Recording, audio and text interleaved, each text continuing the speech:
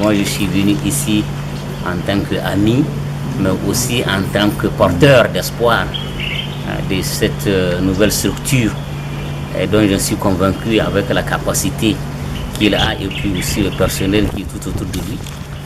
Nous allons tous œuvrer pour la réussite de cette œuvre parce que, comme vous le savez, aujourd'hui, le ICT, c'est un secteur dynamique, c'est un secteur qui crée l'emploi et je suis heureux de voir déjà le nombre d'employés déjà qu'il a créé rien qu'au début. Donc je suis convaincu qu'il va continuer de la même lancée. Donc je ne peux que souhaiter au DG et à vous tous, personnel présent ici, une bonne chance, du courage et le soutien aussi de l'Union africaine des télécommunications dans le développement de vos activités. Et je suis convaincu que d'ici 1 an ou 2 ans, nous allons voir le fruit de cette entreprise. M. Guy Bissengui a contribué beaucoup dans les activités de l'Union africaine, non seulement en tant que président, membre du conseil, mais aussi en tant que représentant du ministre en charge d'éthique. Aura le même engagement que le DG pour que cette entreprise qu'il a créée puisse voir le jour, puisse prospérer un jour, et que quand je reviendrai, Inch'Allah, d'ici 1 an ou 2 ans à Abidjan, et je serai très content encore une fois de plus de voir l'œuvre qu'il a créée et de voir l'œuvre aussi que certainement nous allons contribuer nous tous pour la réussite et le succès de cette entreprise.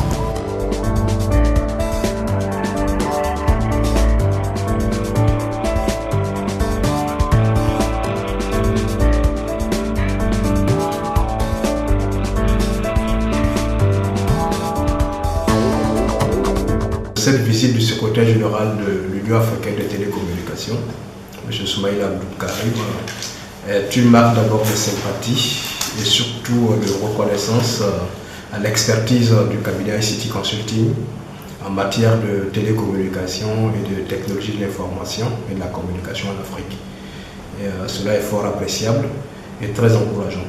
Nous avons échangé sur les perspectives de développement du secteur des télécoms en Afrique. Il y aura le conseil d'administration de l'Union africaine des télécommunications très bientôt, du 22 au 24 avril, à Yaoundé, au Cameroun. Il y aura également la conférence des plénipotentiaires de l'Union africaine des télécommunications qui se tiendra en juillet prochain. Et elle aura lieu au Zimbabwe, à Harare. Et donc voici des questions spécifiques sur lesquelles nous avons échangé utilement. Notamment dans la mesure où j'avais eu à présider pendant 2 années successives le conseil d'administration de l'Union africaine des télécommunications et nous avons échangé sur l'organisation des préparatifs de ces 2 grands rendez-vous du secteur des télécommunications en Afrique. Bien naturellement, nous avons aussi échangé sur les possibilités de collaboration ou de sollicitation de l'expertise de ICT Consulting en matière de contribution ou d'accompagnement des institutions africaines spécialisées en télécommunications. Le cabinet ICT Consulting, qui est d'abord un cabinet de consultance à la fois dans le domaine juridique et économique, spécialisé en télécommunications et en technologie de l'information et de la communication, offre ses services de prestation de services de conseil, notamment d'abord aux États membres, aux États africains, aux organisations africaines et offre également ses consultances aux opérateurs du secteur des télécommunications, aux régulateurs du secteur des télécommunications, notamment en matière de réforme juridique et institutionnelle du secteur des télécoms.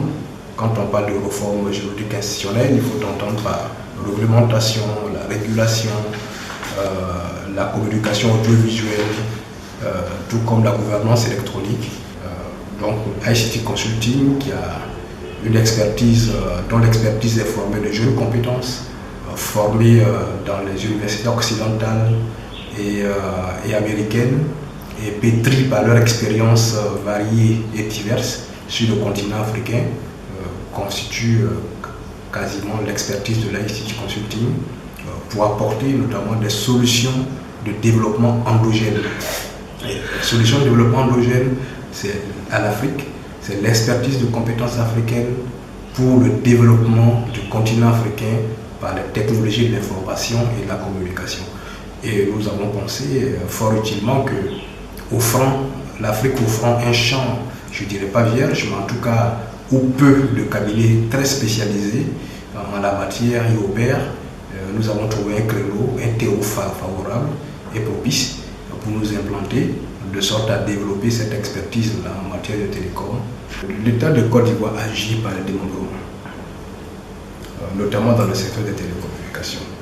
À travers cette question, je pense qu'il est important de pouvoir donner en fait l'architecture dans le secteur des télécommunications entre pouvoir public et opérateurs. Et le secteur des télécommunications est celui-là qui est organisé de façon tripartite. On pourrait même dire que c'est, pour les juristes, c'est ce qu'on appelle la summa divisio dans le secteur des télécommunications. Ça veut dire quoi exactement? C'est qu'il y a une triple séparation. La séparation entre les fonctions de réglementation, les fonctions de régulation et les fonctions d'exploitation ou d'opérateur. Et les fonctions de réglementation sont dévolues à l'État ou aux États. Vous avez la fonction de régulation qui, elle, est attribuée à des autorités de régulation des télécommunications et des TIC. Et ces autorités, avec les directives communautaires de la CEDEAO, les actes additionnels de la CEDEAO et directives complémentaires, ces autorités doivent désormais revêtir la nature d'autorité administrative indépendante.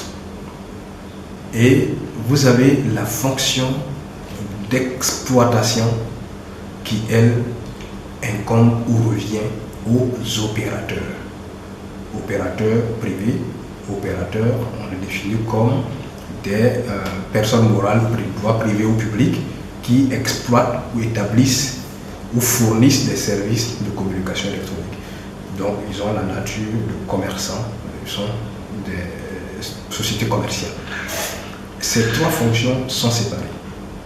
Et il est important que le régulateur, l'État ne devrait pas être juge et arbitre, mais régulateur qui fasse notamment ce travail de régulation du marché, notamment en termes d'application ou de mauvaise application des textes par les opérateurs.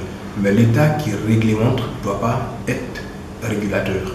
Et l'État qui réglemente ne doit pas non plus être opérateur ou exploitant. Donc pour répondre à cette question, vous voyez qu'elle est un peu très technique et puis un peu très spécifique. Il est vrai que très souvent la population ou les consommateurs confondent un peu. On veut voir l'État partout. L'État omnipotent. À la fois l'État qui est exploitant, opérateur, et là il y a une triple séparation. Un peu comme on peut même faire le parallèle avec le domaine constitutionnel. Dans la Constitution, vous savez qu'il y a les trois pouvoirs. Les trois pouvoirs, le pouvoir judiciaire, le pouvoir législatif et le pouvoir exécutif. C'est quasiment presque la même chose en matière de télécommunications avec la triple séparation. Si vous êtes opérateur et que vous vous retrouvez en train de faire le travail du régulateur, alors vous êtes sanctionnable. C'est que vous avez outrepassé vos attributions. Si vous êtes État, donc réglementateur, qui fait la réglementation, et que vous faites la régulation par mégarde, ou même sciemment, alors là aussi, vous avez outrepassé vos attributions, et à partir de ce moment, il y a un dysfonctionnement complet dans le secteur. Alors pour revenir en tant qu'acteur privé maintenant, puisque j'ai été notamment acteur public par les fonctions antérieures que je lui ai occupées comme conseiller du ministre des Télécoms, comme directeur de cabinet adjoint également du ministre des NTIC et des Télécoms. Donc nous avions cette étiquette de réglementation, l'État qui réglemente. Aujourd'hui, dans mes nouvelles fonctions ou dans mes nouveaux habits, puisque j'ai ôté les habits de réglementation, aujourd'hui je suis dans une situation où j'accompagne à la fois les trois parties. L'État qui fait la réglementation, je vous ai parlé de la réglementation, les textes, c'est l'État. Donc on accompagne les États, les organisations africaines qui également produisent des normes communautaires comme des actes additionnels, les directives, qui sont transposées par les États. Donc la réglementation se fait d'abord au plan international, ensuite au plan communautaire, avant d'être transposée au plan national. C'est un secteur qui est bien réglementé. Et donc là, dans la situation dans laquelle je suis, en tant que cabinet de consultance spécialisé dans les aspects juridiques et économiques des télécommunications des TIC, mon rôle ou mes attributions actuelles, c'est d'accompagner les trois acteurs, État, les régulateurs dont je vous ai parlé, dans la régulation des télécommunications, dans toutes leurs attributions de régulation, et les opérateurs également, qui également, au niveau des nouveaux droits et obligations issus du nouveau cadre réglementaire et institutionnel adopté en Côte d'Ivoire, les textes dont je vous ai parlé, l'ordonnance des télécommunications, les lois sur les télécoms, les lois sur les transactions, sur la cybercriminalité, sur la protection des données, et les régulateurs aussi ont même des missions en matière de régulation postale. Donc nous avons un code postal. Notre rôle, c'est d'accompagner les régulateurs en matière de régulation dans leur domaine spécifique. C'est aussi d'accompagner les opérateurs qui opèrent, donc qui exploitent dans le secteur des télécommunications, les accompagner dans les contrats, dans les contrats de communication électronique, comme je le dis, et dans toutes les attributions de respect même des textes juridiques et réglementaires, et pour ne pas qu'il y ait des pénalités. Parce que désormais, l'ordonnance sur les télécoms impose des pénalités assez sévères. 3% du chiffre d'affaires quand ils sont en infraction. Le régulateur peut imposer, infliger une amende à une hauteur de 3%, et en cas de récidive, cette amende passe même jusqu'à 5% du chiffre d'affaires. Alors vous voyez le chiffre d'affaires des opérateurs, et quand on fonctionne 3% pour une infraction, vous comprenez que ça fait mal.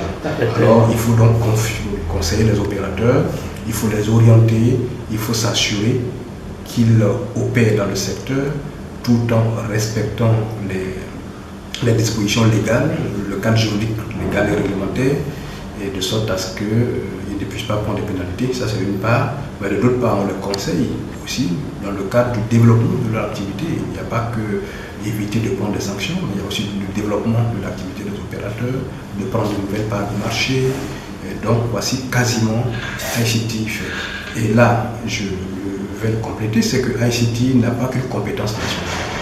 ICT Consulting est un cabinet qui a cette dimension régionale.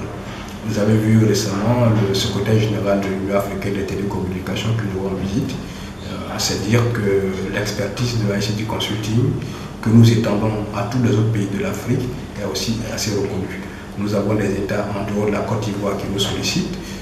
Nous avons également des opérateurs en dehors de la Côte d'Ivoire. Nous avons deux organisations africaines qui également sollicitent les compétences de ICT Consulting en termes de suivi et de conseil. Le cabinet ICT Consulting n'est pas l'État, où il ne va pas jouer le rôle de réglementation ou d'orientation de la politique globale en matière de télécommunications des TIC. Et nous l'avions fait sous notre casquette, comme je l'ai dit. Ce que ICT Consulting peut faire aujourd'hui, n'étant pas non plus opérateur. Donc vous voyez en fait ce que je veux dire, que c'est aussi important, n'étant pas dans la position de réglementation, n'étant pas opérateur, n'étant pas régulateur, ICT Consulting est tout de même acteur. Et en tant qu'acteur d'accompagnement, notre rôle, puisque j'avais tout à l'heure également que nous avons également pour objectif de faire en sorte de contribuer à l'émergence de l'Afrique, pas que de la Côte d'Ivoire, de l'Afrique, mais par les technologies de l'information